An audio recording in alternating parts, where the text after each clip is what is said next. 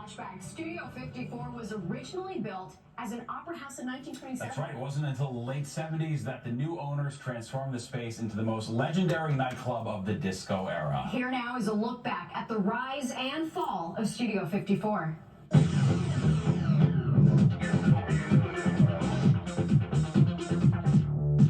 You know, in a club, it's all about capturing a moment.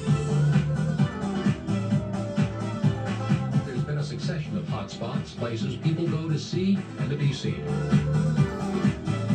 It was an experience, touching like pretty much all of your senses. From Channel 5 News in New York, this is the 10 o'clock news. Right now, the premier playpen for the so-called beautiful people seems to be Studio 54. In the 30s and 40s, it was the Stork Club on 53rd Street. Back then, the most glamorous, most successful, most famous, most everything. It was a social gold mine, the product of the entrepreneurial mind of the lad from Oklahoma, Sherman Billingsley. He was always there, guiding the movements of his 200 employees and making decisions as to who would get in and who would not. Like Billingsley, Rubel spends most of his waking hours at his disco, much of the time scanning the sea of faces on the sidewalk, hand-picking the people who will make the party inside, in Rubel's words, a special mix that will allow fun for all and boredom for none. It's pretty easy to determine just by looking and talking for a couple of seconds with somebody what their purpose is coming here. 4,000 people passed in and out of 54 last Thursday night for 54's second birthday party. The Emporium here, I think, is a great addition, really, as far as New York is concerned, and as far as to the just the social environment of New York.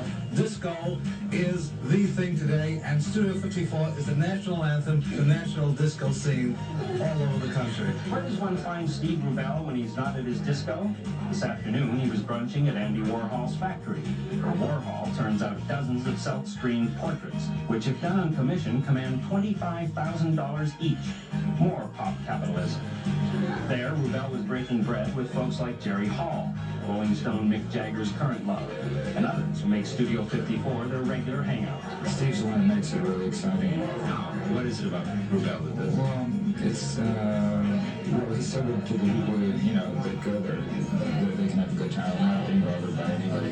Do you think it'll last? New York has a way of having hot spots that go cold. Oh yeah, it will last because Steve goes to jail for people that he leaves in. I think the reason why Channel 5 had such great access inside Studio 54 was because the owners watched Channel 5 News. Things look a little different these days in Studio 54 on the outside and the inside. They have for the past 2 weeks. Steve Rubel, the owner of Studio 54, is going to give you some idea of what's happening inside. What we're trying to do is enhance the integrity much further than it was. We want a complete restore.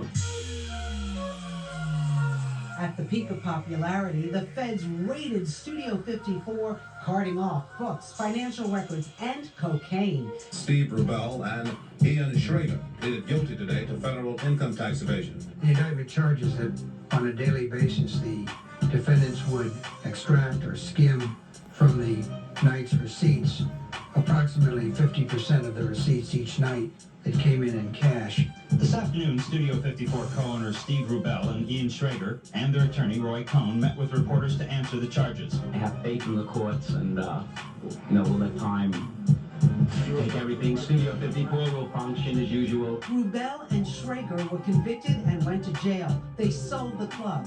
In 1989, Steve Rubel died, and Ian Schrager reinvented himself, building a hotel empire. You were once called the silent partner. Now, I don't think you're silent anymore. Well, I am. If you want to talk about the work, I talk all day long. Cocktail party, that's the part Steve enjoyed. That's why we were such good partners and friends. He enjoyed that, and when we got together, we both went to our own areas where we felt comfortable. We didn't have a division of responsibility. We both gravitated to what we each felt comfortable doing. The boy from Brooklyn did great. You've come a long way since Studio 54. Yeah. That's the happiest I've ever been.